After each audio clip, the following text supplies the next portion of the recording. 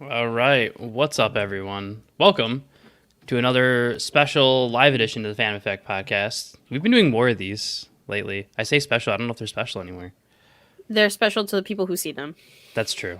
Mm-hmm. That's true. Yes. But we're here for another fun day. It's Tuesday.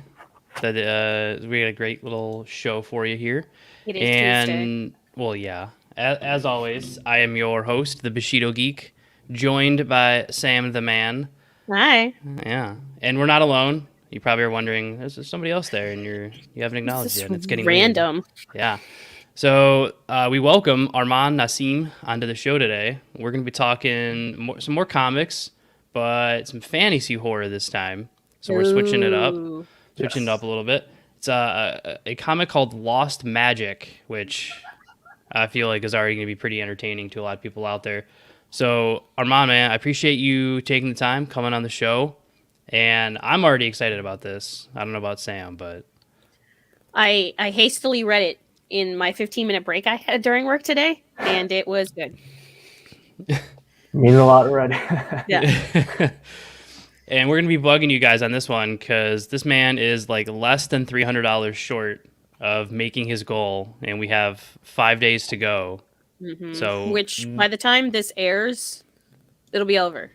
But for the Yeah. people watching live, yeah, but that's why we're doing it live and going to be sharing the crap out of this over the next 5 days because we're going to get this guy past his goal of 1,500 one way or the other. So, those of you, if this is your first time, welcome. What we try to do here is just have fun talking about nerdy things and getting to the bottom of just fun conversations. So, I think the best way to just jump into this, Armand man, is what led to Lost Magic. You know, is this like the first time you've really tried to dive into a comic, or is this like the first one where you were kind of the main guy behind it? No, it's my first ever one that I kind of ever wrote, was really a part of. I, was always into short films and, more like screenwriting and things like that. I did a bunch of like comedy and short films and some things on YouTube. But then when the pandemic happened, a lot of shooting kind of stopped, and I still had all this creativity kind of inside me, and I was like, what do I do with it? So I channeled it all into creating this world, a lot of lost magic, and I wanted to do things that couldn't be done in any other medium that was perfect for the comic book medium. No Mm-hmm. budget, kind of playing with the narrations, different point of views, and in a way that's never really been done, inspired by George R. R. Martin in the books. That was the first time I saw him do that in books, jumping from characters' POV. I'm like, what if we did that in a comic book setting? And you get a little bit of that in Watchmen, but not a lot. And then this, I think, is taking it to a whole new level, and it's telling a crazy story. Just as wild as it can be. And I, kind of draw on all my past experiences of my favorite, video games and TV shows and movies growing up in books. The Golden Compass, Marjorie Lou's Monstrous was a big influence. Game of Thrones, Harry Potter, like all these things growing up. I kind of just wanted to play with magic, and I kind of wanted to create my own world. And I decided, in the new year, I decided I just wanted to jump right in, and then I hit the launch button, and here we are. 3 weeks later now, Yeah. to make it happen. Yeah, we are 5 days away from this. So what's kind of the, obviously me and Sam can do our best to describe things, but probably gonna be better coming from the man himself. No, if you So- check last episode, I really am bad at describing things. I was trying to give you some benefit of the doubt, but yeah, Don't lie it's to not these people. It's not something. Yeah. So for people who are kind of curious, what is like a good background of what Lost Magic is? Sure. So it's fantasy horror comic, and it starts. The easiest. When the reader joins in to this world, it's a world bursting of magic. It's a lost world that's loosely connected to our own. But the moment we jump in, we find out that magic is mysteriously dying. And what magic means is a little different to everybody, but it flows through everybody, especially on this world, and manifests in different ways. And because magic starts weakening or starts dying now, the kind of the planet is torn, and there's a schism in the community whether or not to move forward, um, without magic, or try to go back and figure out what's happening with magic, trying to revive it, so to say. and it's part mystery, but it's also a part of this decision process that different kind of groups have to now make, different characters, and it's based on the relationships and where they are on this world. So we have a rising kingdom, a new king that wants to create a kingdom without magic, and then we have a rebellion looming, which has a lot of monsters who want to keep their power, and the chaos, the way it's always been. So that's the main kind of schism in this world that kind of places us, that I think readers can really grasp onto. But that's really not what the story is about. The story is about these characters, and the story is that's the setting, and the story now is seeing how these characters have to deal with all these things, and again, it's all about the relationships to each other, and trying to figure out what's happening in this universe and their place in it. Yep. Okay. What was kind of the thought process behind?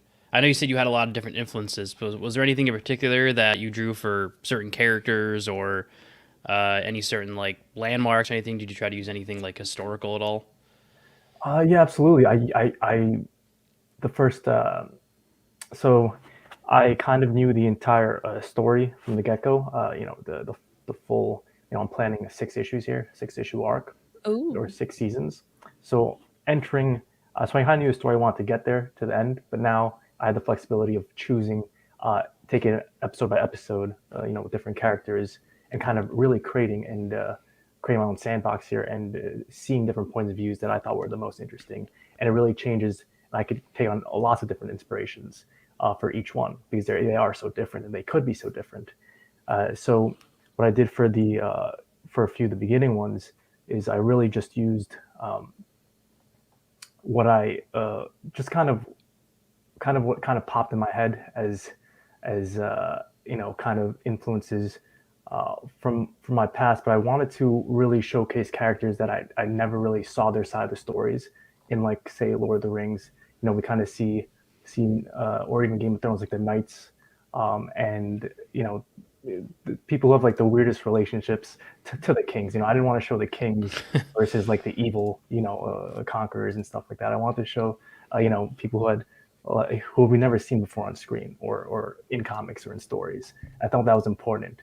Kind of seeing like different point of views, and not your typical point of views. Yep. okay. I like that. When you were like thinking of making this and everything, you've got it all in 6 episodes. Like six is how many parts is it? Yeah, six In episodes. Yep, in in one one season. in one season. Did you go, okay, are we gonna keep this 6 for every time? How did you think of who gets what episode? Like, did you think when you got to the end, you're like, I could probably add a different character's POV to this? Like, what was the process of all that? Yeah, so it was taking it one episode at a time, because again, it was I really just the first season was the easiest, right? Because there was no continuity that I had to kind of worry about. But Mm-hmm. certainly getting into the later seasons, because I only had the story, I didn't have how to get there, right? So these characters really have the flexibility to kind of shift point of views, and really shape how the story is being told every single time.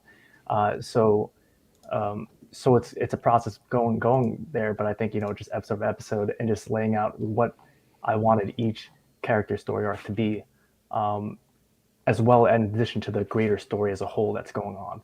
It's stories within a story, and Mm-hmm. yeah, storyception almost. Yeah. Now, there's a few other. You worked with a few other people like in the project. Were they people that you kind of sought out, or were they friends, or what kind of was the process of kind of working? Because you said this was your first kind of time really getting into it. So what kind of was that process like? No, it was great. So, but it was a lot of again, I met people online. Through a lot of it was Facebook and Instagram. I was just searching for artists, and I really didn't know what I kind of was looking for until I saw it. I didn't even have a story. I was seeking out an artist, because I had like a loose premise of what Lost Magic could be, but I wasn't, And then I saw Martin's artwork. He was being shouted out by Bill Sikowicz on Instagram, and I thought he was a underrated hidden gem.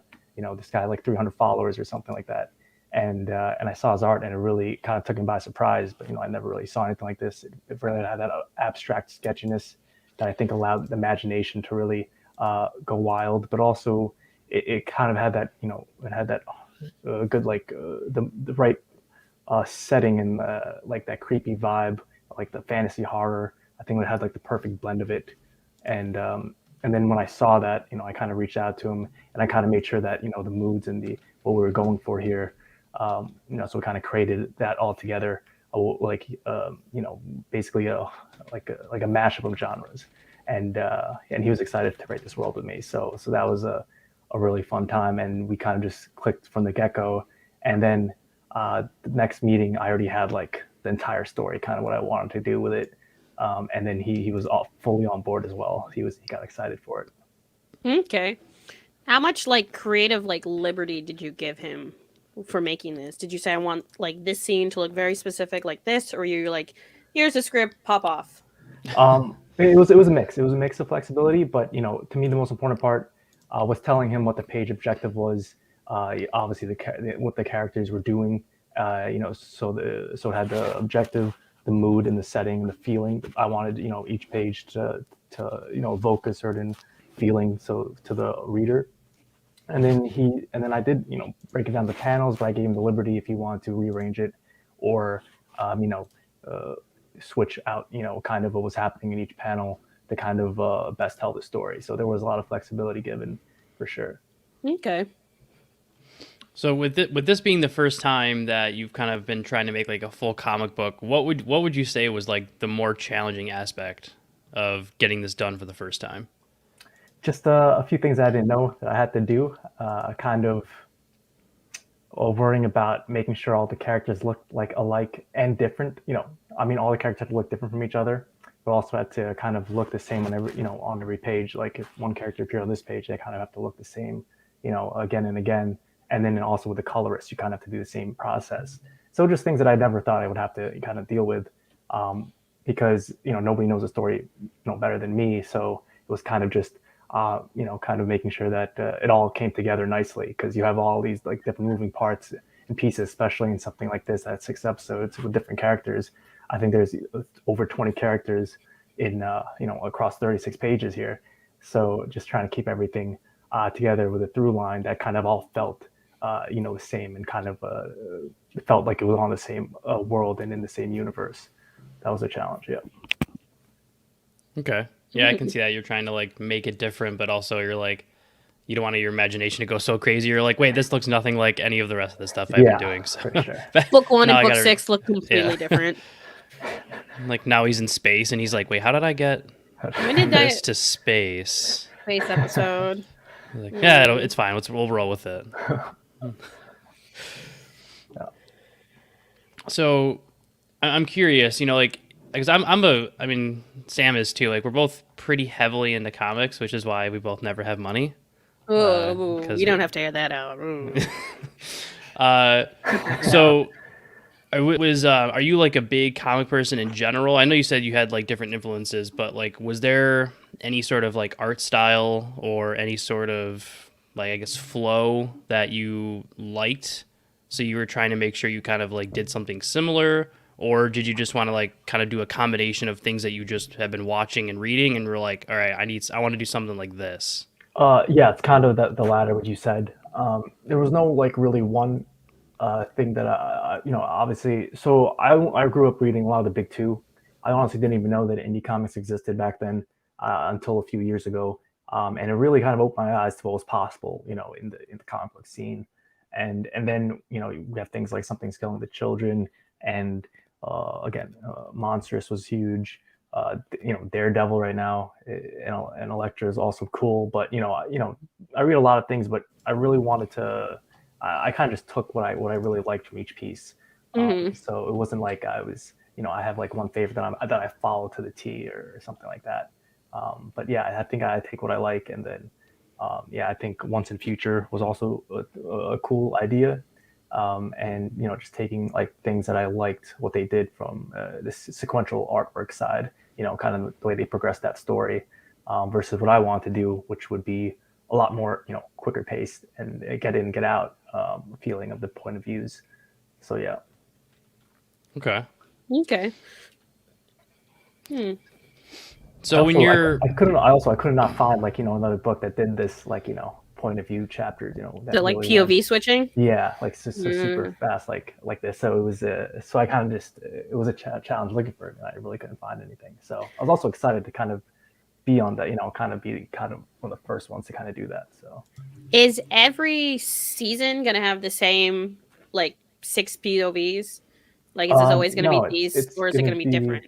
it's gonna be in everyone it's gonna be new characters as well as returning characters. So it'll be a Oh, nice okay. mix. Okay. Yeah. Okay. That's fun. Now, when you're looking at, when you're kind of looking over the course of 6, was there any point where are you still? I mean, I guess, are you still doing it? Do you do a lot of like back drawing where you're kind of like you cross something out and you're like, no, I want to do this instead? Like, did you have a lot of that, or was it like as you were drawing, you were able to kind of just like get the flow really well and stick with it, or did you have to kind of like go back and kind of It was a mess mix. around? There were some stories that I was really like, oh wow, this is great. I want to kind of do this. But then sometimes I would have this other story that I really liked and I want to take it in this way. But then it kind of messed up with that one. So there's a lot of moving lines, and through lines for the story. I would say that a lot of the time, you know, I kind of work around that because I can play around with the timeline and because I kind of really control like when we show these characters' point of views. So I can kind of playing with the mystery aspect of it a little bit more as we go on. I think it allows me to it's easier the further away from the end we are to kind of Right. tell the story. But as we get closer, inch closer and closer to the end, then I think it does get a little tougher to make sure that everything is continuous and makes sense and with the continuity with the past. But right now, yeah, it's all kind of it all like comes out really nicely. And again, not everything is lined up yet, but the paths to get there are beginning. And I think me, Martin already drew like the first 3 seasons. Line art is already done, so now we're just coloring and lettering season 2. So kind of like that, where it's going pretty nicely. Very nice. Now, are you like completely self-taught? Did you go to school to draw, or are you just like one day kind of just like, man, I'm really better at everyone else than drawing? So, Oh no, so actually, I'm not the artist. Martin's the artist. oh, right. So, but I mean, I did like lettering design. I've done coloring in the past. I wasn't really.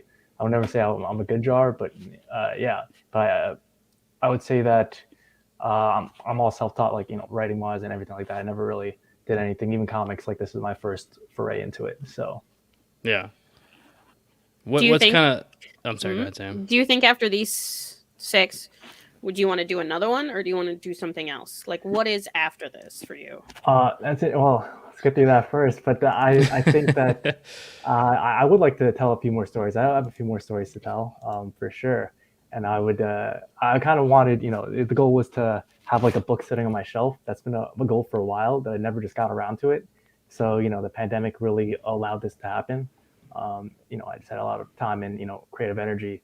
So I kind of am looking forward to, kind of seeing where it goes, especially as, I'm building a fan base now on Kickstarter, joining the community and even, meeting you guys and stuff like that, going on a lot of podcasts and streams and interviews because, before the launch, like nobody really knew who I was, January 1st. And, I had, 0 backers. Now I have 50 backers who hopefully turn into fans, and true fans and keep coming back for the stories. So I'm just kind of excited for where it could go after 6, but I definitely want to get there first. Okay. Right. So something that I've been curious about, because on the Kickstarter it says that you've done some stuff with like comedy and stuff. Yep. So what is this, and did this play into like, do you try to bring like past experiences that you've done into your writing, or? Definitely all the time, and I also think it helps in the way that I think about character dynamics and relations, and what is funny and what's unexpected, and what are good pairings. I think the way people give and take off each other in conversation and in storylines to make it more interesting and more relatable. So I definitely do use everything at my disposal, and yeah, comedy. I do like I did a sitcom. I've done comedy writing. I do pranks on YouTube. There's like a whole plethora of things that I kind of do in comedy, and I kind of would say that that's usually something it was a big part of my life, and I've been doing for a while. But then I wanted to kind of also jump into different genres like fantasy and horror that I've never really done before. But I've always wanted to because I was always a fan of all these shows and movies and stuff. Right. So one thing that we anyone who says they're a fan of horror, we always ask them two horror. Like I like asking them two horror related questions because they're just fun. Okay. So the first one I'm going to ask you is, if you had to choose, right? So these are, you don't have a choice. It's not. I'm not saying I'll use this as evidence against you, but like if it has to be, then. But yeah, but if you had to either be a serial killer or be involved in the movie, like as one of the people being killed, which one would you want to be? In a movie setting, or what are you talking about? In a movie setting. No, yeah. real life. Yeah, Would real you rather life, die yeah. or kill you? Yeah, no, in a movie setting, yeah. Come on, Mark. In a movie setting, what was the first option? What was the second option? Would you rather either like be the serial killer or like be one of the people that either maybe you'll get out, maybe you won't? Oh, I'll definitely be a serial killer. Well, why would that even be a question? There's some people that are like, no, I want to be one of the people because I want to try to get out. Nah, It's the people that are like, I'll live. Yeah, and so second question is, who's the favorite serial killer? Billy Loomis from Scream. I just thought. Okay. That's always been my favorite slasher. But you mean serial killer in real life or in movies? Movies. No, I guess both. I guess both. Yeah, I suppose I both. want to know both. Oh, that's a good one. There's been some creepy serial killers. I think one of his There name really was. has.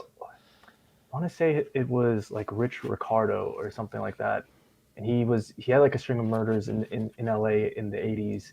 I'll have to finalize what his name was, but it was something like that. It was like a Spanish guy who kind of like did a road trip across the country and then ended up in L.A. and kind of just did like a huge string of murders, and it was interesting because he was traveling. He's one of those that he really got around.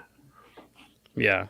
There's some weird ones. There's a YouTuber, Mr. Ballin, who only does like scary, like horror serial killer videos, like stuff about really crazy ones. And he just did one earlier about like in Mexico, it was like some two guys went to a village to do a scam where they said they were prophets of like this Incan god, and then they found some prostitute to be their Incan god, and she ended up like sacrificing like half the town over like a month period, and yeah. Oh It's no. like people are crazy. That's when Road El Dorado goes wrong. Yeah, that's when what's that? Is that that Disney movie? Is that what you're thinking of? Is that what you're saying? I What- know do you what know I'm talking about. Yeah. Do you know what movie I'm trying to think of? That old, not, I mean, I don't think it's Disney, but that old movie with like they're pretending to be Aztec gods. Yes, the Road to El Dorado. Yeah. Is that? Yeah. Okay, that's what I thought you were saying. It's like I'm talking to my wall. What? Yeah, I know. But no, that's a pretty good one. Was Okay, it Richard Ramirez? Yes, I think. I was sitting there like Googling and it's like, Okay. Okay. That's okay. I got it. I'm caught up. Again, the wall. Yeah, but no, I love asking those questions because anyone who says they're a fan of horror usually has thought of like those things where they're like, no, I really like the way the serial killer does things, or there's usually some weird story about it, and it's usually really fun. There you go. Yep. Yeah. So I'm gonna make sure I say this again. So before we delve into different fandoms, so if you just go to Kickstarter. And I'm pretty sure it works if you can just search for. I mean, we'll post the links, but I'm pretty sure you can just search for Lost Magic, right? Absolutely. And it'll pop up. That's what The I only did. one with that name. Nobody else has it. Poggers. Good. So like I said, I gotta kind of briefly mention one thing we always like to do is kind of just dive into just the different things people are passionate about. Besides, obviously what they're kind of doing for whether it's a job or a hobby. People always have different fandoms. So for you, I know you kind of mentioned a few things earlier. But what's kind of like the guilty pleasure stuff? Like, oh, I love watching this, or I love doing that, or I love reading that, or whatever it might be. Yeah, anything on Netflix. I kind of like checking out whatever is trending and popular, and always ends up being good. You recently, or even Cobra Kai is great. Mm-hmm. Yeah, I kind of I'm a big fan. I'm a fan first, so I kind of say that I watch everything and kind of take it all in. But I guess what I really got into years ago was the Arrowverse. I kind of love everything on the CW. So Green Arrow was being a big thing growing up. That kind of ended recently, and then Game of Thrones was also really huge because those two things started in my high school and then kind of kept going on, and then ended, I think, like a few years ago. So yeah, I'm big fans of those, and nothing really since has kind of had that effect where I've watched it come out week after week and waited years for every season, and then there every single episode as it airs. Nothing's really come out since that I've needed to do that because now it's just binge culture on Netflix. The Witcher comes out, you can just see Yeah. everything in a weekend or 2 weekends. Which it's a good and bad thing because then it's good because you get to watch everything at once and then you're done. But as soon as you are done, then yeah, you're like, wait, Now what? Now next season's 2-3 years away, and I'm just stuck waiting for. Sitting Definitely. here. And Yeah. and I think it doesn't stick with me as well as it say something like Arrow or Game of Thrones that I was waiting all those years to watch all those episodes. It doesn't really have that same sentimentality or meaning to me. Right. Yeah, no, I know. Like I'm watching like older stuff. I find a lot lately, like stuff that I like had watched like years ago, and now I'm finally just trying to like finish it. Dungeons and Dragons, the movie. The movie, that's the greatest movie of all time. I mean, come on. Yeah. We're actually gonna have to watch that We'll have to finish it. Yeah, for the show. We're gonna actually have to talk about it. yeah. There's a buddy of mine. Like we love watching the really bad movies, like the ones that are rated just absolutely horrible, and you question what the director was thinking when he saw the finished product and was like, no, this is good. No. Air it. This is going to work out just fine. Mm-hmm. And we were trying to watch the original Dungeons and Dragons movie. They came out like, geez, I don't know. I think he said it was Mid- like early. it's like No, it was early 2000s. Yeah, it's like 2001, 2002 or something like that. Mm-hmm. It just wasn't going well for either of No. us. That's when they were first using like CGI dragons, and we're like, this will all work just fine. It's fine. It didn't. No, it really didn't. No.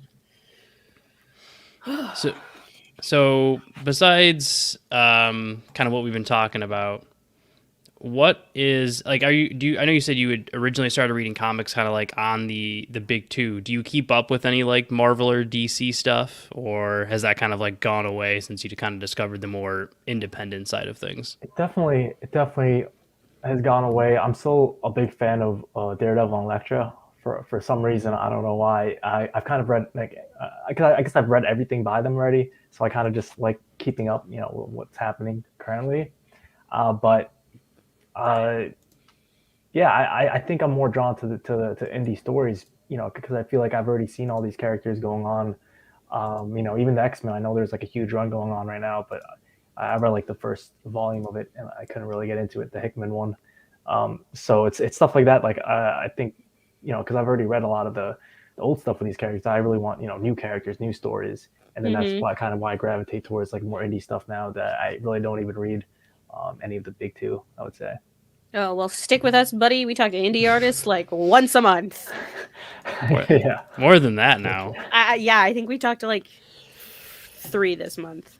Yeah, so far. There's a few more getting scheduled right now, which is bad for my wallet because I've been buying or backing the last like almost everything we do, including this one, which I'm like I have the page up right now. I'm just waiting to do it until we wrap up, so I'm not like super distracted. But Excuses. I just want to. I told you I love reading the independent stuff though. Like, even though it's a bigger independent publisher, but there's a hero on Catalyst Prime, which is like it's a bigger independent comic company, but like you're not gonna find them in most comic book stores because only a few will kind of risk getting their stuff. But if you've been looking for a good indie comic, Arman, there's a hero that they have called Excel, Excel. and it's the kind of their universe's version of a speedster. Okay. But I like their take on it, where he got his powers from like this meteorite that like crashed into Earth, and he put it under his bed, and it like kind of like dissolved into him and gave him powers. But he only can do it for a very limited amount of time, and he's invulnerable while he's running fast. But as soon as, it's like he can only do it for like 10, 15 minutes. And as soon as it wears off, all the injuries hit him at once. So he still has the advanced healing factor. But as soon as everything hits him, like the broken arm, the broken ankle, whatever it is, it all hits him at once, and he's in the hospital for a week. So Ooh, yeah. I like it because it's a nice change of pace beside, other than just I have the healing factor the whole time or whatever it is. He's invulnerable for 10 minutes, and then everything hits him at once, and he's in the hospital. Yeah, for sure. So That it's is pretty interesting. Yeah, it's a nice take because he has to run away for most of his battles. Like if he can't beat them in 10 minutes, he has to run away because he's about to like get killed. Wait, so is there other heroes to like finish or? No, they introduce like other people that are involved, but like he's the only one that actually has like legit powers. Everyone else is kind of like that Batman world where it's like they're really good at one thing, but they just are crazy in some way. But it's pretty interesting. Cool. I'll definitely check it out. Yeah. Yeah, it's pretty good. So I know, like I said, I want to make sure I say it again because I'm gonna like I said, because you're so close. I'm gonna bug as many people as I can over the next 5 days because you're less than 300. You're less than $300 away, so we got to get you crossing this thing because I think it kind of goes to why we even do this show, Sam. Like when the whole point is to just like bring people to different things and whether it's comics or anime or a video game or whatever it might be, and there's a lot of people that like want to do more things that could help out somebody else but either never get the chance or don't quite know what to do. So that's kind of why we're here, is to help out in whatever way we can. Amazing. Absolutely. I was super glad to kind of meet you guys, and I forgot who recommended you. I think it was probably. I think you said Philip. I think. Yep, looks like it was Philip. Philip. Yeah, who's coming back on the show My homie. next week or the week after? We're still trying to finalize the details, but he's coming on again. He's coming on again to talk chapter 2 of Tragedy, which is getting ready to come out. So I'm excited. I'm excited to keep coming back. Yeah, I think your guys' energy is great. I think I'm trying to meet more people like you. To be honest, I love that for us. Yeah, for Thank sure, you. man. Yeah, so I'll kind of explain. So one thing I always tell, like if we have, I say every guest, but there have been some guests that just didn't get offered to for other reasons. But We don't like everybody. I won't bash on people that I'm never gonna bash on people like that. But if we have someone on, we do generally enjoy the show and everything like that, and it goes pretty good. We always tell them to either send over anyone that you know of that's working on other projects that we can help them out too. And then the second one is whether it's this issue or you're doing a Kickstarter for issue 5 or issue 4 or whatever it is, or you have one of the other ideas that you're working on as well. Just let us know, hit me up, shoot me a message, and if I can either help you out with bringing you on the show, or if you need help getting in contact with other artists or people or things like that. We've been doing this for a while, so we've been able to get a lot of pretty decent, whether it's artists or digitizers or whatever it is, under our belts. So if we can ever help you out in that way, just let us know. Maybe we can put you in contact with some people that can do some variant covers or something. We know a lot of Hawaiian artists. Oh yeah, A lot. A lot. all right, for sure. You guys, what do you guys make comics yourself? What's your little backstories, or you guys just really into We it? like reading If comics. I don't have any artistic talent in terms of drawing. I can draw a mean stick figure, which I'm totally going to do on Mog's draw it and bid thing, and just I can't wait. submit a bunch of stick figures and see what people pay for it. Mog will roast you alive. Yeah, no. I used to do writing for science fiction short stories and stuff as a side kind of hobby, but pretty much started this about 2 years ago to try to just help a different generation of I guess nerds and geeks and everything. Nerd. So I do this, a couple other shows, and some stuff in the works that we can't talk about. They're secret. They're secret. But I'm usually always busy now. But yeah, he is. But I always like to add new things though. Like, you know, if I could get back to writing again, I would love to. Like, because I that on that end of things, I have a good brain for like writing. I just can't actually put it onto an actual drawing. God. Yeah, for sure. I think I think what was great is you guys are the first people who kind of like hosted a stream that are kind of like my age. I think that's wonderful. I think it's cool that you guys. I haven't really met anybody else like this. How old are you? Well, I'm 25, but Oh, thank God. I'm a little older He's than old. that. This guy's old. I just look. I'm 25. I just look really good for my age. cool. But compared to yesterday, I was on Pops. I love Pops Van Sant, and all these other guys. They were great and very welcoming. But I think it's different. I think and I was trying to look for more of a community like this. So one by one, I think I'm gonna get there. Yeah. Thank you. Yeah. Well, welcome to our craziness. We'll Yeah. we'll talk to you for a quick minute after I end the broadcast, and we'll catch you up on some other stuff that we can't talk about live at all. But Secret. Ooh, okay. yeah. But for people that are listening now or are listening to this live, I generally, from what I understand on Kickstarters, which now I know how they work thanks to just so much discussion Every other on Kickstarter we've how had. Kickstarter works. Yeah. Is I think it's up to I can't remember. I don't know the exact details of how many days. I don't know if Arman they tell you, but I know you can still back it to help push it past the goal after like the timer runs out. I know there's still like a I don't know like a window before the project is closed where you can back it to either help push it over the line or to help kind of like unlock different goals. So whether you're listening to this while it's going on, or you see a link that we're sharing over the next 5 days, or you're catching this a week later, you can still back the project up to a certain time after it's ended and help Armand push past his goal. Like I said, he's less than $300 away, which is super doable in Kickstarter to get him for 5 days. So I will be going crazy with this. Yeah, come on, nerds. Fork over your money. Yeah, come on. We're all at home right now with nothing to do. And because I think one thing I'm going to point out, because not a lot of people with Kickstarters have this, but you have a pledge amount for $1. Yes, I do. Where people can get a full digital copy, a PDF, which I say will be a PDF that's sent to them, and then you'll put their name on the thank you page. So I know sometimes people get worried about Kickstarter because like the lowest threshold is like $20 or $30 or something like that.